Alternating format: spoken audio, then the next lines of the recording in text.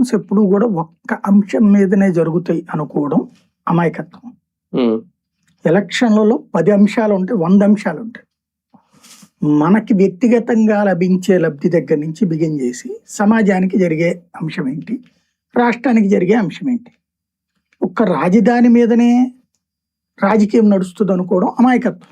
అంటే రాజధాని పూర్తి వరకు ఆంధ్రప్రదేశ్ రాష్ట్రానికి అదే ఒక పెద్ద రాజకీయమేమో.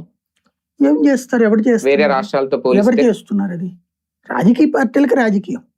రాజధానితో నాకేం అవసరం? అంటే మనకి రాజధాని కావాలి కదా, రాజధాని ఏర్పడాలి కదా. నేను అనేది అదే, రాజధాని అనేది ఇప్పుడు ఏర్పడిపోయింది కదా ఆల్రెడీ, కొత్తగా ఏముంది?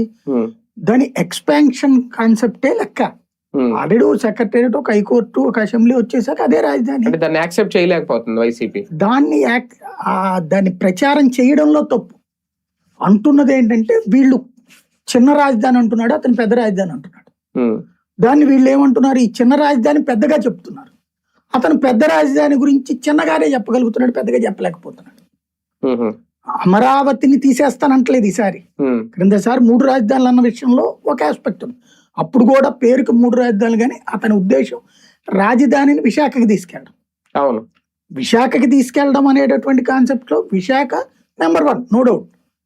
బట్ ప్రజలందరూ కూడా అమరావతి సెంటర్ లో ఉంటుంది, ఆల్రెడీ బిగిన్ అయిన దాన్ని ఎందుకు మార్చడం అనే ఆలోచన వచ్చింది. అందుకని జగన్ ప్రతిపాదనని వ్యతిరేకించారు.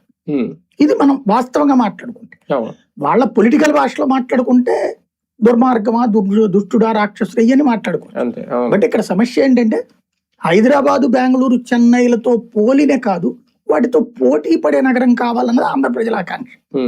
ఇది అమరావతిలో తీర్చగలను అని చంద్రబాబు గారు నమ్ముతున్నారు, నమ్మిస్తున్నారు.